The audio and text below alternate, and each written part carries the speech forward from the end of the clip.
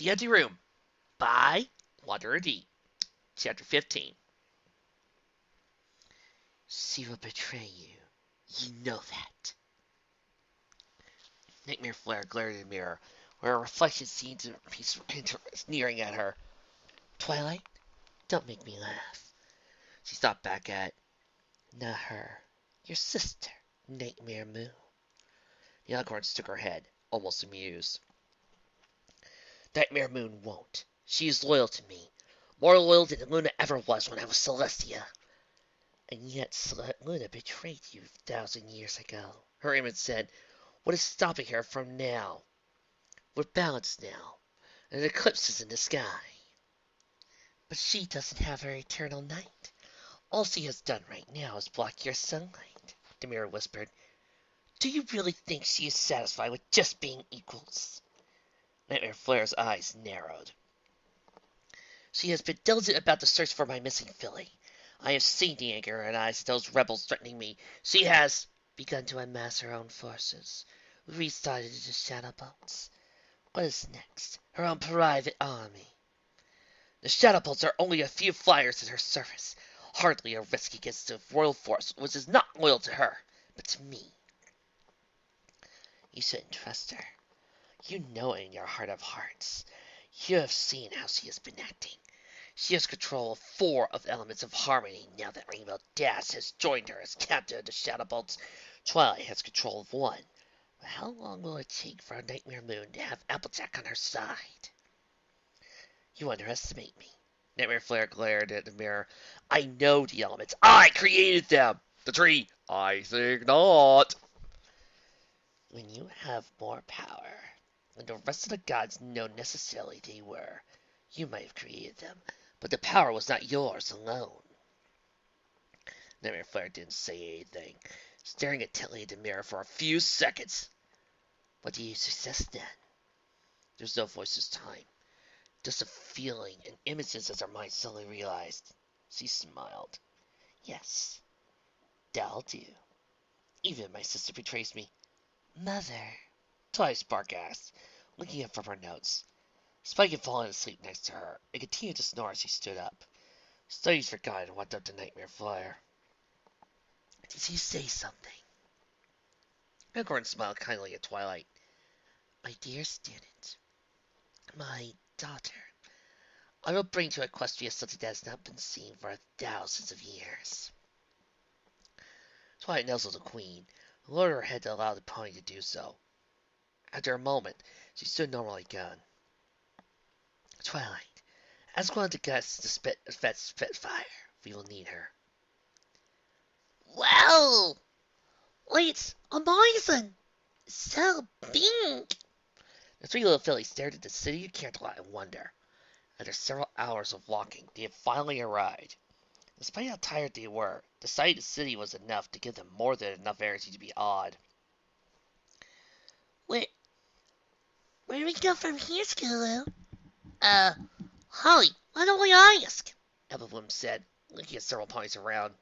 Hey, check this out, Skulu said, looking at a poster. It says here that every pony has to gather in about an hour at the plaza, and that Nightmare Moon and Rainbow Dash are going to be there. Now that's good luck. We can just go up there and meet with them, Sleepbell said. But what do we do for an hour? Skulu asked. We can explore. Wait, your sister's going to be a saint, Sleepbell said. Why don't we just head there now and get good places? Rainbow Dash, wait! The Pegasus stopped to look back. Spitfire. Don't let Applejack get to you. She doesn't understand. No, Rainbow Dash snapped. She doesn't. Spitfire stepped back, ears flapping. The silent Pegasus didn't care. I just about had it with every pony thinking I'm a traitor. I'm not! I know. It's just that they... She glanced around, making certain no pony was around. They don't understand our greater mission. They can't, unless they're part of the council. Rainbow Dash stopped her track. Are you saying I should have ducked Applejack? She won't mind. Once it's okay, she'll be okay with it, and you can have your friend back. Rainbow Main Pegasus gritted her teeth. I'll think about it, she answered, facing away from Spitfire. For now, I have to meet with a couple of ponies from the Shadowbolt positions. Do you want me to join? Dash closed her eyes, lower her head. Spitfire, under any circumstances, it would be my pleasure. My honor. Hey, I'm not good with words. The truth is, I would love to fly with you. But we can't right now. The sisters need a balance. I'll take care of the Shadowbolts and... I'm being made captain of the guard. Spitfire sighed. I know I can't say no. Guardian knows Nightmare Flare would find me a place if I just wanted to ask. If you would have considered me. Rainbow Dash turned and nuzzled Wonderbolt. I'll make sure everything turns out okay. Spitfire leaned her hand on Desi's shoulder and nodded. You promise? Dash closed her eyes and sighed. How much could she take of this? What exactly did Spitfire feel for her? Was it even real? Hermione fell forward, hiding a grimace. Well, she cared enough for the Wonderful to set her free, regardless of the consequences. I promise. And to make it good, I need to go now. But we'll catch up in a little bit. Spitfire nodded and watched the other Pegasus take flight. Captain Spitfire! An Earthpine guard approached her. I have orders for Queen Nightmare Flare. You're requested in her presence. Spitfire blinked. Sure, I'll be there at once. Halt! Ponies are here under hereby out arrest by order of the Queen. Pegasus guards glared at Rainbow Dash. Well, I'm under orders myself, she snapped. I'm Captain Rainbow Dash of Her Majesty's Nightmare Moon Shadowbolts, and I'm here on official business. The guards did not look pleased, but stepped aside. As she walked past, one of the guards accidentally shoved her. She glared at him, but said nothing as she went into the building. She soon reached a closed door behind which she could hear voices, but as soon as she was about to knock... Rainbow Dash. Huh? She looked around. Nightmare Moon, are you in my head? I need you to give somebody a message. Rainbow Dash sighed. Sure, what is it? Conversation ceased the moment there was a knock on the door. After a moment, the door was pushed open, and a Psycho Pegasus walked into the room. The reactions were immediate. What the hell are you doing here? You got a lot of nerve to step in this room. Are you here to make fun of us, or take us to be interrogated? The sudden onslaught from the Wonderbolts in the room jarred Rainbow Dash. Thought of her eyes had been stained by Spitfire stories that made them look more like mortals, but it suddenly stung to hear them despise her. Dash steeled herself. If she allowed her feelings to affect her, she would break down again. She looked down and then slowly dragged her eyes to look up at Soren, who was looking at her warily. You, Soren, she said, I have a message for you. You're near in the cave. Midnight is actually evil. What do you mean? What do you mean? A man with a light tan coat and a blue and mint green mane, Misty asked, glaring at the Shadowbolts. What are you trying to pull? What's he talking about, Soren? Blast asked. Soren looked around. He dove down an apple pie that was on nearby, sending pieces flying. Okay, now I know you have something to hide, Misty said. Spitbuster, or so help me Celestia. He's a rebel, Rainbow Dash said. Just found out myself. The two mares immediately were in between her and Soren, choking on a piece of pie and at the same time staring incredulously at her. You're not taking him! Blast said. Her mane, so similar to Spitfire's, fell around her face, giving her a wild and intense look. Rainbow Dash rolled her eyes. I don't care about him being a rebel. Rebels are dangerous as pillow fights.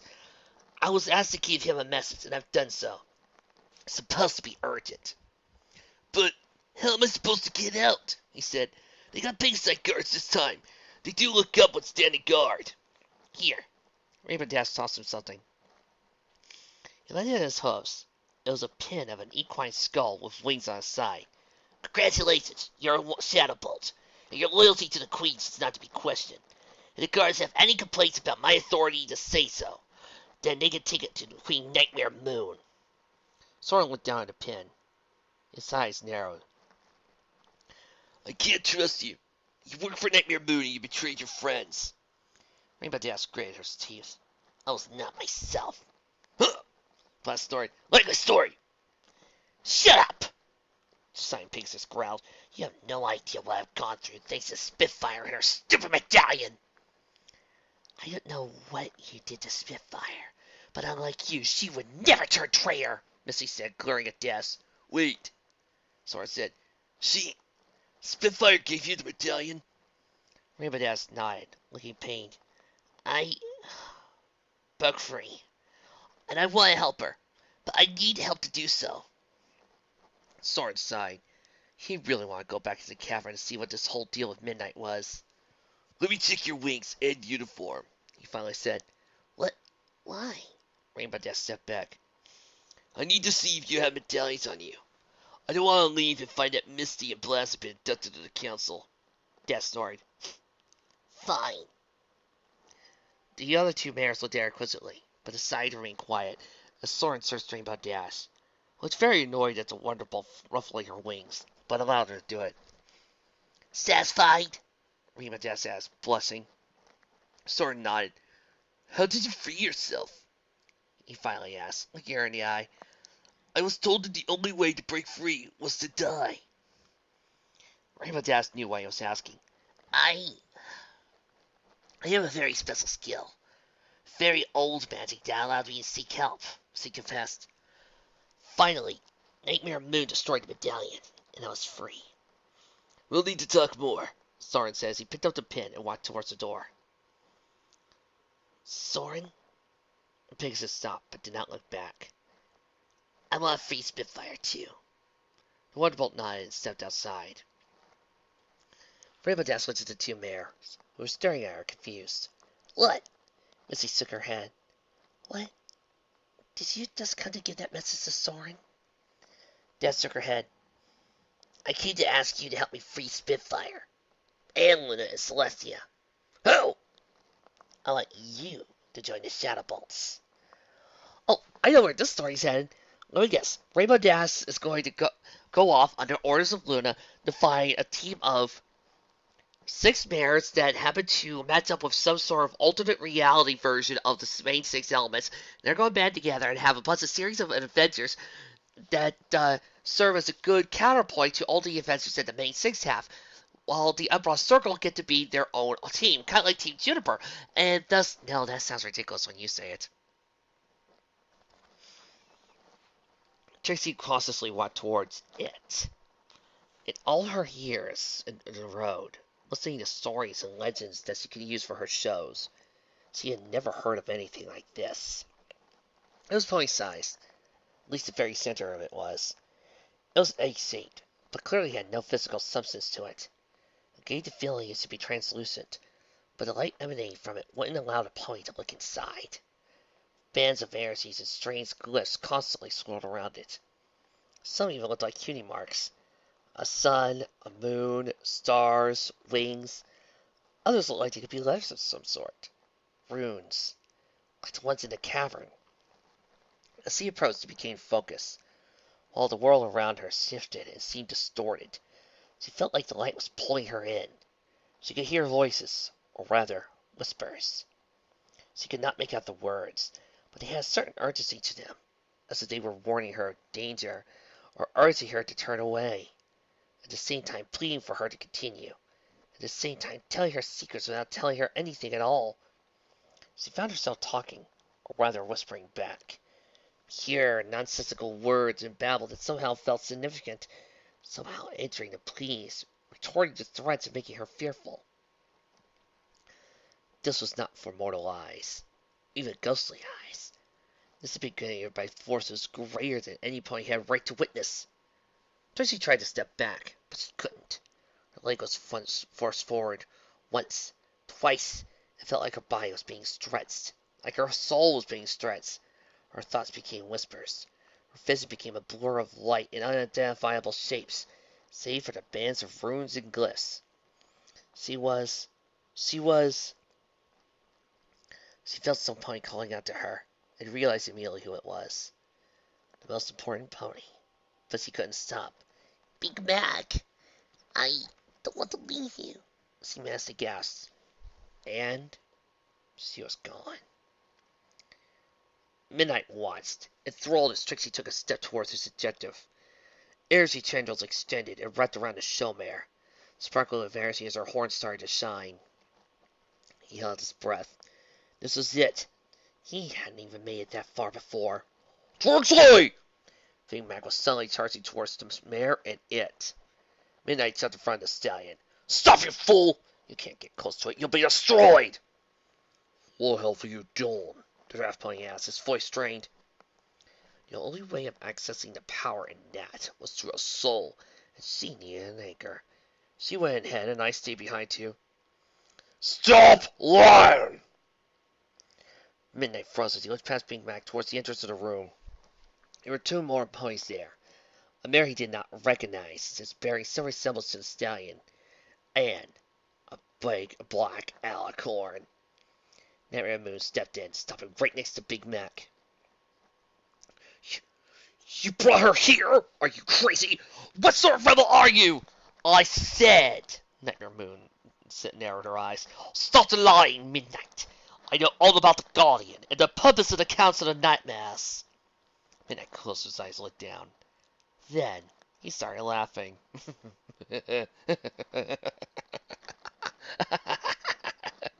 What do you think you know? He spat, looking at the Alcorn. What I told these fools? Rebels, please. A ragtag group of ponies with no chance at actually achieving anything significant other than getting killed by their own stupidity. Holly, don't you talk about my brother like that! Applejack growled, stepping up on Nightmare Moon's left side. She spared a glance to her brother, but noticed his eyes were set on Trixie, who was slowly walking towards something made out of light.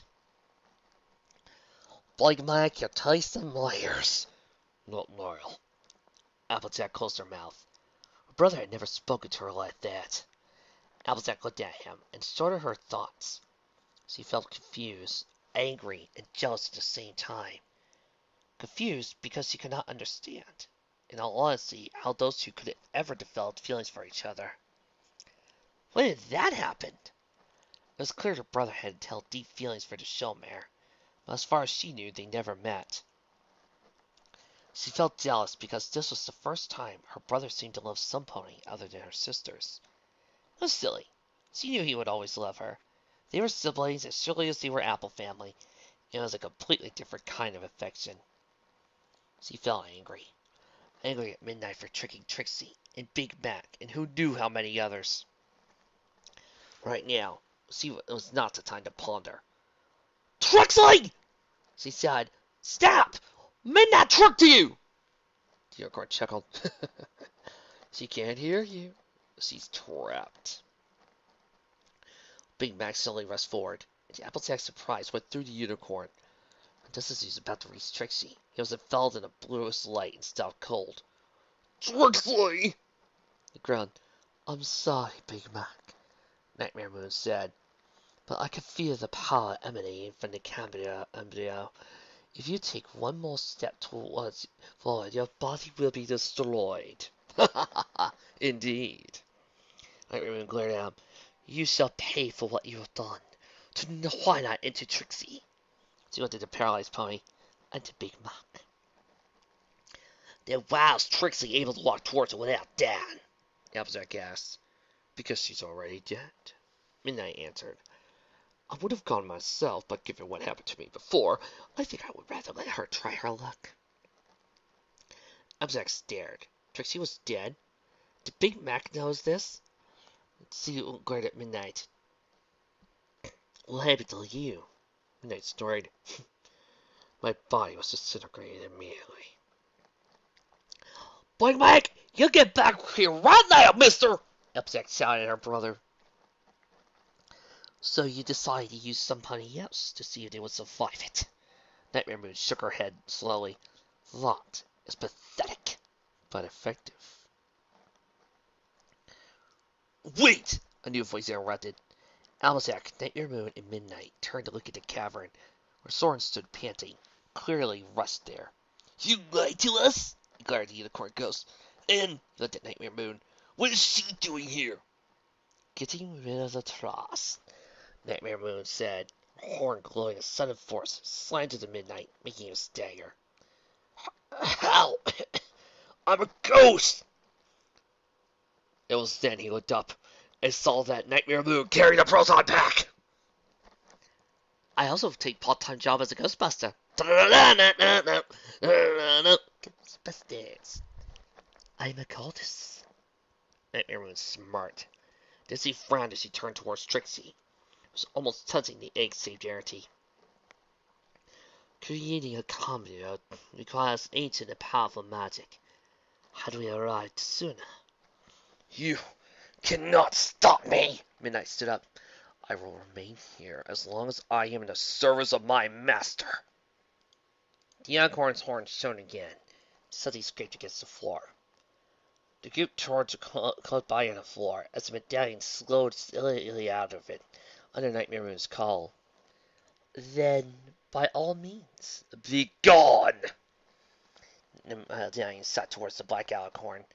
Midnight tried to catch it. Forgetting his desperation, he was unable to touch it as it flew right through him. Nightmare Moon's hoof caught it in midair.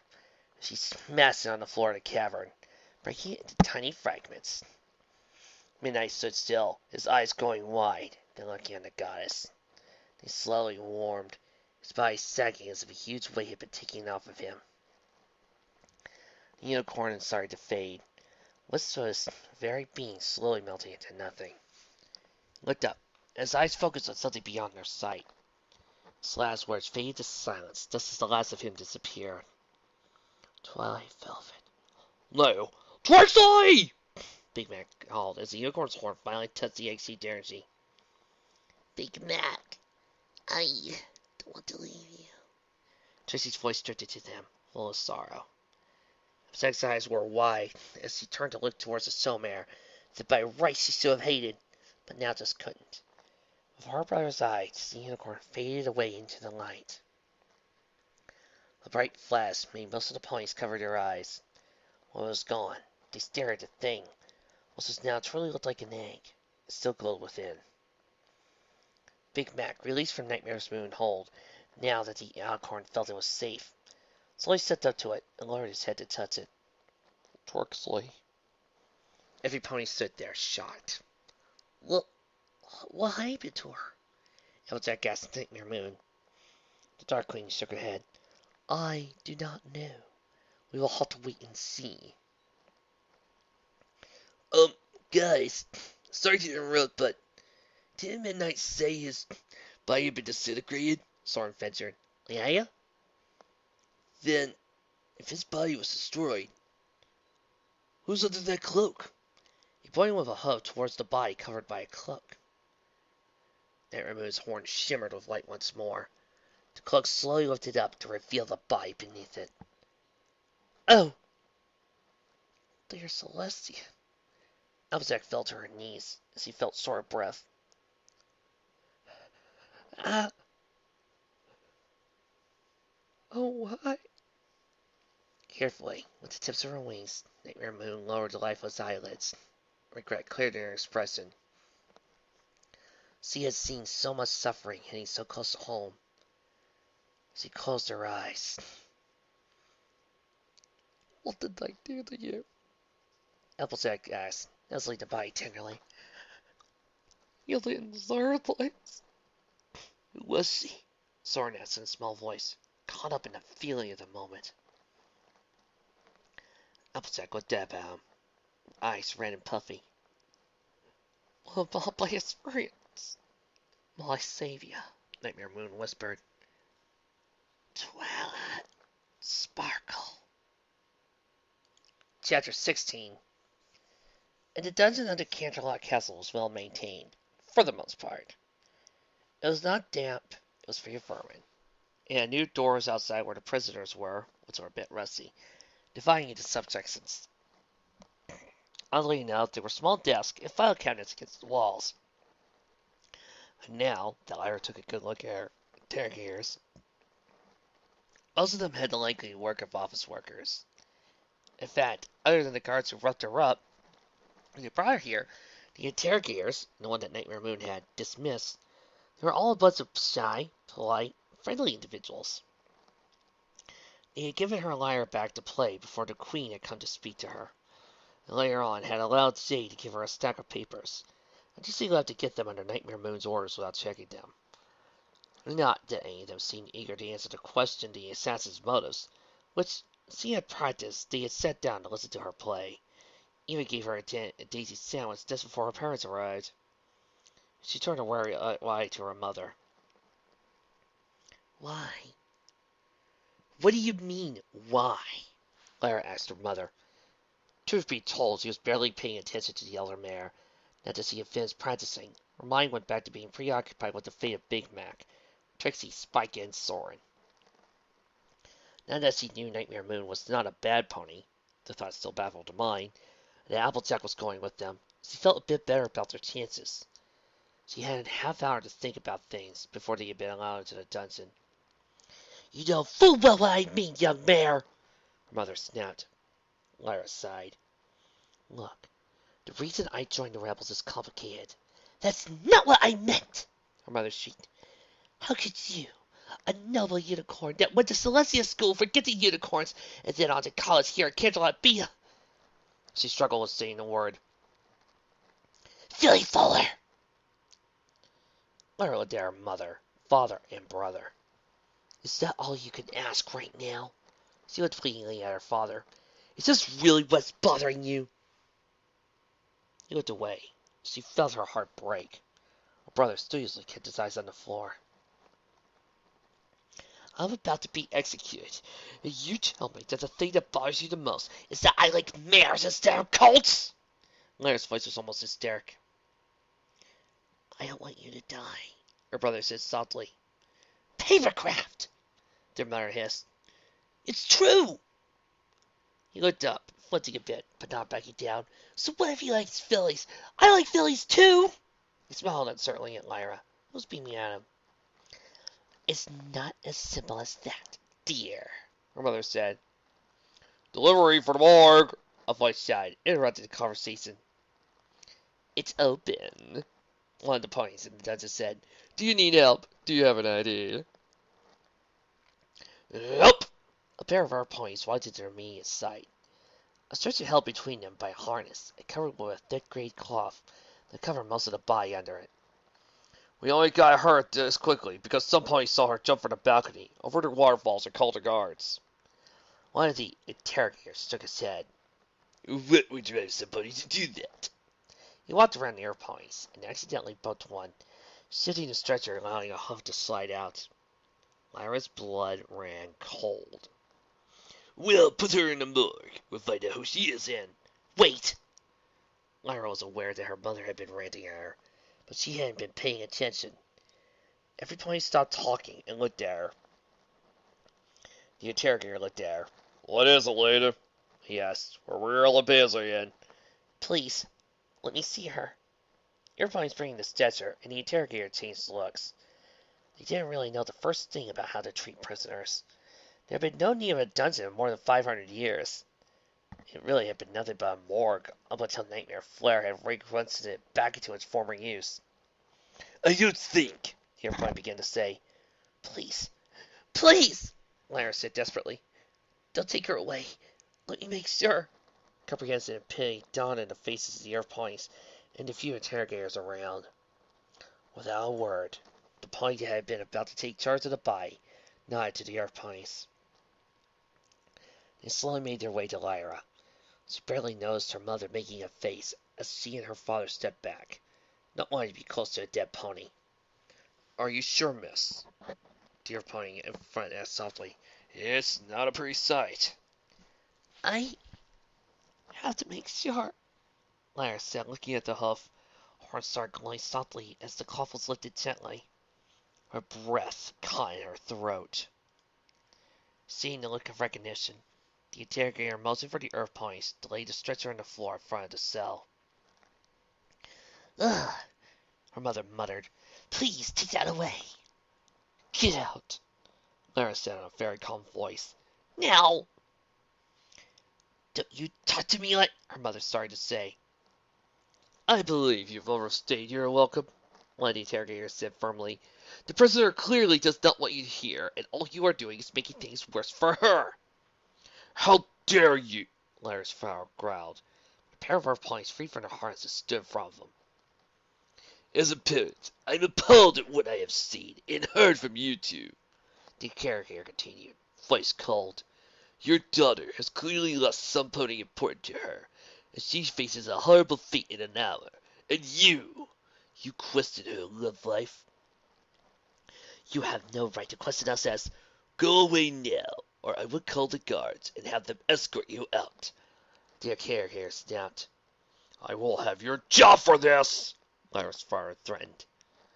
Begin up with the queen. I'm sure she would love to hear your complaints. The terrier growled. Unicorn huffed, but turned around and walked away, followed by his wife. I'm so sorry, Lyra, her brother said as he slowly turned around and followed them. Lyra, for her part, didn't acknowledge any of them. Her eyes were set on the pony before her.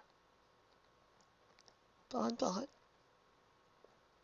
Come on, boys, the interrogator said after taking a moment. Let's let her give some time to grieve. The ponies left her alone. She felt empty. She stared at the body before her, a body racing but producing nothing in terms of coherent thoughts. Then she slowly started to feel angry. Oh, you coward, she hissed, and the tear-covered face of her former lover. You coward! Why? Why couldn't you have trusted me? Why did you have to spill everything just because a stupid, conceited unicorn decided to share gossip with us? She paced back and forth beside her hoof, her eyes never leaving Bon Bon's body. Her glare seemed to intensify every time a tear threatened to come out. You stupid earth pony! Senseless! She choked. You always believe the most idiotic things, she sniffed. And when you get me into trouble, you go ahead and... She closed her eyes. Her body trembled. You moron! You selfless idiot! The last thing I'll remember of you before they kill me is your empty heist and your crushed body! She turned around, facing the wall. Her body kept shuffling nervously as her horse scratched the floor. Her eyes twitched until she looked back and turned around again to face the silent body in front of her. Damn it, Bon Bon, she whispered. Don't you know I love you? She approached the bars until she pressed them. Don't you know that I would have wanted you to live?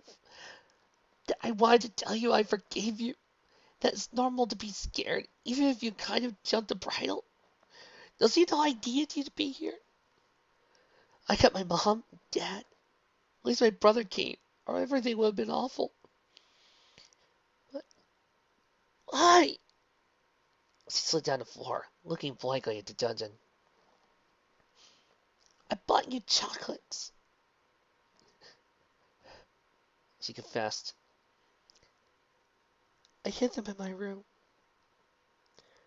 I wanted to get you a flower, you know, since you were so nice to me about not getting the gala gig. She went down, her eyes slowly drifting to the mirror lying cold next to her. Hesitantly, she stretched her arm out until her hoof touched Bon Bon's cold one. Laura bit her lip as she closed her eyes, and body shook, tears forcing their way out. The dungeons were quiet except for the sobs and sniffling until a small chuckle emerged. It was followed by another and another, until Lyra laughed hard at the same time tears were streaming down her face. She kept laughing and laughing, unable to tear her gaze from Bon Bon, until finally lack of air forced her to stop and take a long breath. Slowly, she picked up the lyre from the floor and started playing. The melody Nightmare Moon had given her was simple but powerful. And there was a secret to it. She could feel it from the very beginning, tugging at her magic and soul. With little practice, she had not been able to do much about it. She didn't know what she was lacking, or what Nightmare Moon had planned by her learning it. But now, looking at the crust form of her true love, she played simply, not taking eyes off of her, each note drawing power from her magic. Until I said this before, and I'll say this again. You know, it's interesting. I read this story, I think, long before I became a diehard Bonbon and Lyra shipper as I am now. So I think I can say this with full and unrestrained anger. I mean, don't get me wrong. I love this story. This has been great. But, you killed my Bonbon, you dirty freaking jerkin jacket! We are sorry, but Martial Art Freak is need to take a few moments to calm down after seeing one of his favorite couples just get basically slaughtered right in front of him. Give him a few moments. This is about as bad as if anybody ever decided to try to kill Alex or Maggie. Trust him. He's a really big fan of these type of things. Give him a few seconds. He'll be fine. Okay, I'm good. I'll continue reading the rest of this great fic. You called me my queen? Spitfire asked, walking over her head lowered in submission into the private chambers of Queen Nightmare Flare. Indeed. The Nightmare nodded, then paced around the Pegasus. As you know already, given your skill and loyalty to me, you are being named captain of the Queen's Air Force. Are you ready to accept responsibilities that come with that rank and position? Spitfire blinked. She suddenly felt nervous. Why did she not like Nightmare Flare's tone? Yeah, Your Majesty. I can only hope to serve you with the best of my abilities.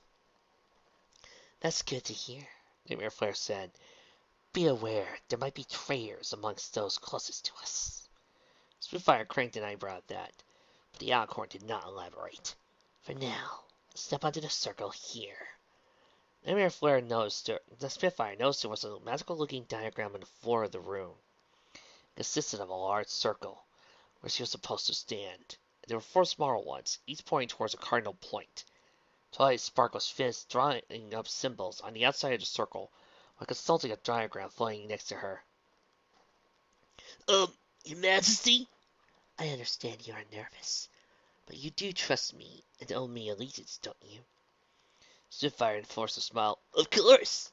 She nervously moved towards the circle. Watch it, Spark warned. If you scratch one of those with your hooves, you could implode. Twice. Spitfire gingerly lifted a hoof. Oh, don't worry your pretty head over it, Twilight smiled. Just fly onto the center of the circle. Feeling even more nervous, Spitfire did as she was told. I decide if you're going to be the captain, you should have lieutenants to help you, Nightmare Flare said. So I will bring back 4 of my most trusted to serve under you. You honor me, Your Majesty. Nightmare Flare smirked. I do. But first... Her horn glowed softly. Spitfire felt something sent to panic. No! She was about to reach up and grab the medallion. Nightmare Flare levitated away from her. But her body was suddenly encased in energy, preventing her from moving. She turned to look desperately at Twilight Spark, whose horn was also alight. The unicorn smiled sweetly and shook her head slowly. This is interesting, Nightmare Flare says the medallion rotated and placed in front of her. It is tied to your soul. I can see the silver thread that goes from it to you. It's also ancient, made with the essence that I need for this spell to work. She looked at Spitfire with cold eyes. It also has a compulsion spell in it, making you devoted to its cause. But that will change soon. She levitated the medallion and put it down a few feet away from Spitfire, a small circle with lots of runes around it. Spitfire tried to struggle, but Twilight's magic was too strong. Let us begin, the Unicorn declared as her horn flared with energy. When the first pulse of energy reached the medallion, Spitfire began screaming. Oh, don't worry. Twilight Spark shouted over the screens. It'll take less than an hour. Behind a curtain, Spike had looked in horror at the writhing former Wonderbolt as bubbles of energy seized and popped in smaller circles. Behind him, the Queen's crown jewels seemed to glare as it reflected the light from the massive energies being released. As your eyes slowly filled with horror, as the green surface of the gem-made mirror silent Jade showed her what was happening in Nightmare Flare's room. As he blinked and dove to the side, barely able to dodge a lightning bolt, striking the spot where she had been sitting.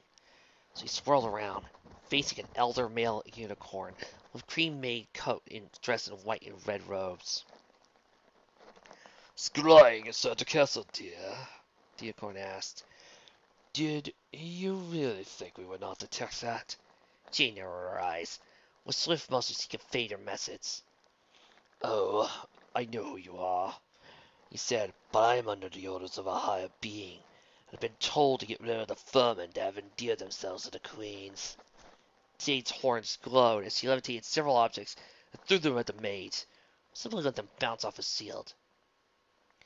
Is that and scrying the best magic you have to perform?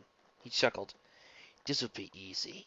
If I made my life by myself, third in the order of Celestia, you are no challenge. Jade lowered herself a little, obviously ready to tackle him. In a flash, she was before him, but just as quickly the unicorn teleported. It appeared screaming behind her. Through teary-wide eyes, he stared in horror at his front host, severed by Jade's hidden blade at the elbow. It's true, you might be better at magic than me. Many ponies are. But few are better than fighting. The assassin turned to face him, her horn glowing.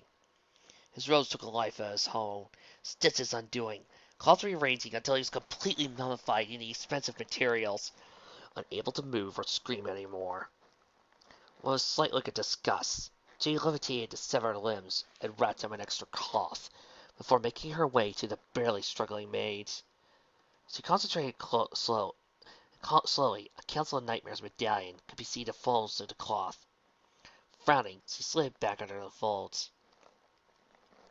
Some might see me doing this as a favor, She whispered to the mummified pony's ears, ignoring the muffled screams. I hope you find freedom. Pulling his head back, her knife traced a deadly arc on his neck. The cloth absorbed the blood as she carefully lowered him down to the floor. Looking around, she quickly dragged the body to a safer location. She had to run. She had to warn Nightmare Moon of what her sister was doing. So, you know what that thing is? Soren asked after a few moments of silence had passed. They had covered Twilight's body with a cloak again, and the Pegasus and the Alicorn had stepped away to let the siblings deal with their loss. Owljack had gone to sit next to Big Macintosh, and cuddled up to her brother, provided a shoulder to cry on, as he stared dismally at this egg-shaped chimera. Nightmare Moon herself looked slightly down over the whole deal. Something Soren had difficulty understanding. As far as he knew, Princess Luna had not many friends, and mostly kept to herself and her sister, since he had come back a year ago. It was odd to see her so distraught over the death of a pony. She couldn't have known that well. He sighed. Then again, Luna's life was such a mystery, she could have been dating the pony for all she knew. All I do, the unicorn said, looking towards Big Mac and the egg. The Cambro is an ancient artifact constructed of pure magic. It is designed to only allow certain individuals to touch it, or if not completely specific ponies. They will allow the individuals to conform to certain standards. So, any pony could touch it? Soren asked. Or just ghosts? Or just unicorns? Nightmare nodded. This one might only allow unicorns to touch it. But the standard was not met by midnight, which resulted in his body being destroyed. Trixie did conform to it, so she was allowed in. Nightmare glanced at the dormant artifact. Normally, a great sacrifice is needed to create something like this. Not necessarily in life, but something extremely important. One or more ponies might be involved in this creation. The more ponies involved, the more powerful it is. I've never heard of one with this much power. I only caught a glimpse of it before it reached into its form. The rune shields around it would have been able to tell me what it was, but they are gone now. Will Trixie be okay? Soren asked, looking at Big Mac. He'd known them for a little while, and he liked them both, even after Trixie scared the living daylights out of him with her hoe through the head stunt. They made the cutest unlikely couple in his opinion. I don't know, Nightmare Moon sighed. Trixie was assaulted by one of the most powerful artifacts in equestrian history, excluding, of course, the elements of harmony and a couple of other items. I'm not aware of how far her skills in magic went. They are not strong enough that she only has the willpower to keep herself alive, or alive as a ghost can be. Well, she seemed to be studying the runes around here. That counts for something, right? Sora said. She had to know pretty decent magic for that, right? I'm afraid reading runes doesn't automatically grant you the ability to use them.